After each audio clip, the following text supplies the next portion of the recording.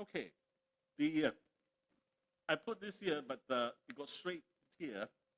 The reason why there is ambiguities and all that is because of the social background of the Greco-Roman world. Let's just keep this. Okay. Now, during Paul's time, the prophecy and tongues are tested very rigorously. So I put here limiting the parts. And this is actually 1 Corinthians chapter 14, verse 27 to 28. If any speak in a tongue, let there be only one, two, or at the most three, and each in turn, and let one interpret. Now, the idea that I had before, and many of you have before, is that Paul is saying, for tongue-speaking people, allow two or maybe three maximum to speak.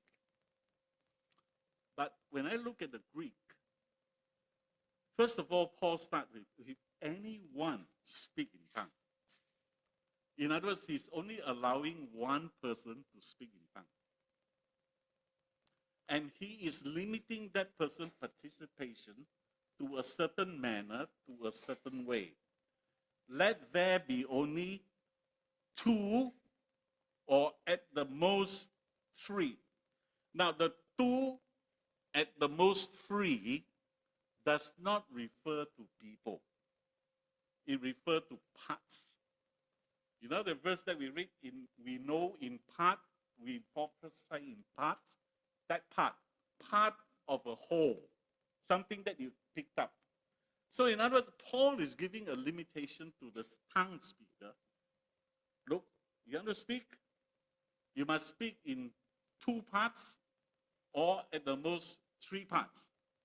In other words, Paul does not allow the tongue speaker to just go on and the whole length of the time. He's saying you need to break down your message.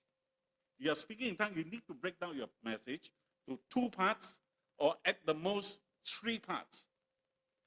And after you finish each part, let one interpret. Okay? And if there is no interpreter, let each of them keep silent in church.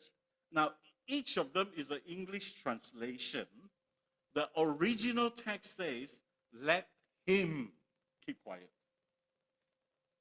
So the ESV translated each of them is because they have the presupposition idea that Paul is allowing two or three tongue speakers to speak.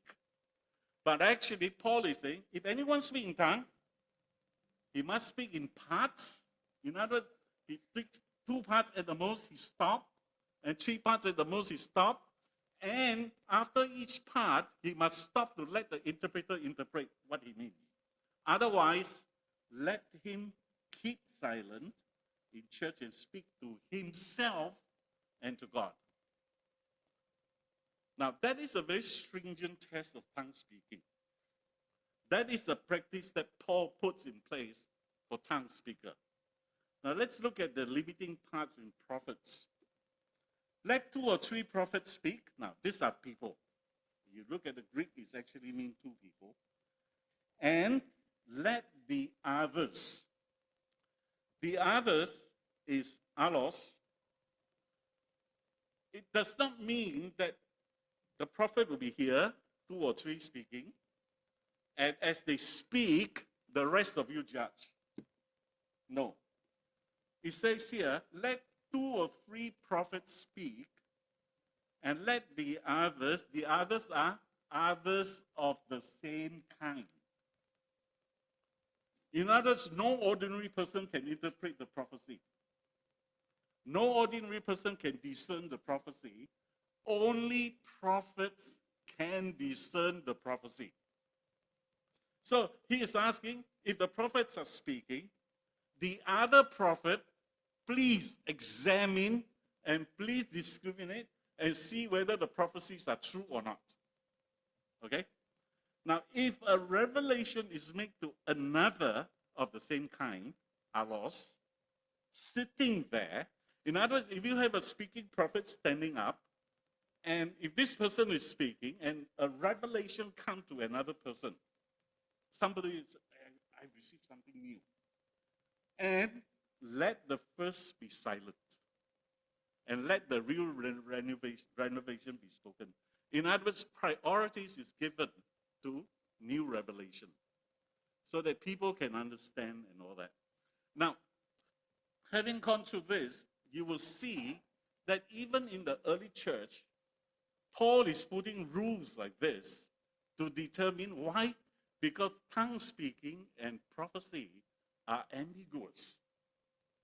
Nobody knows whether you're speaking the truth. Nobody knows whether you're guided by spirit. Nobody knows. And so you need a fellow prophet to discriminate what you say and to come to the real picture. Okay? Now, let's look at another verse, and I'll be finished with this. If anyone thinks that he's a prophet, so after putting down the rule, Paul says this. If you think, I think he's being overbearing a little bit. If anyone thinks that he's a prophet or spiritual, he should acknowledge. That word means know. In other words, if you claim to be a prophet, you must know that what I'm speaking now is prophecy.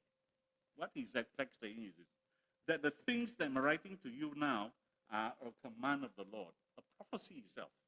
I'm just telling you what the Lord says, and so it's a command, and you should be able to know that what I'm saying is true. And so if you are a real prophet, you will know. If you are not a real prophet, then you will know. You argue. If you argue, that means you are not a real prophet.